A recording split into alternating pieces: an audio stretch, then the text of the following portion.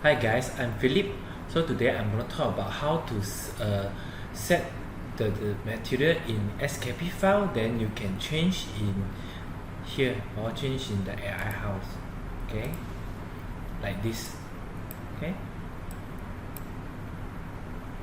So first thing you must set the material here. You must select the material. Okay, this one, make sure it's not empty like colors, or make sure it's not empty like colors. So make sure has texture. For example, I'll change this one to a texture. So I'll give it a texture lah, this one. Okay, give it a texture. Here, I'll give it a texture.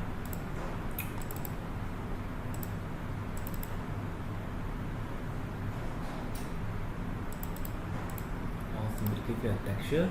Then at the back here, give another color, give another texture. Give another texture. Select. Okay, just select it. Okay, give another texture. Method one. Maybe this one I change another method. Or simply select here. Okay. And I need to upload it first.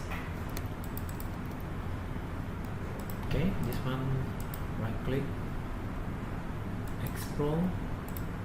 Okay, after that, click on this one, put some texture material right here. Consider texture material.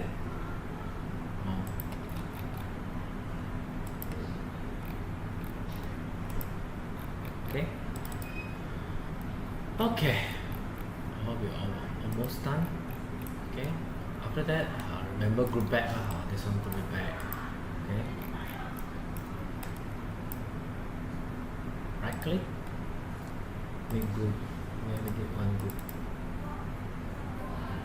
Okay, so remember you save as. Okay, so usually I will save this one.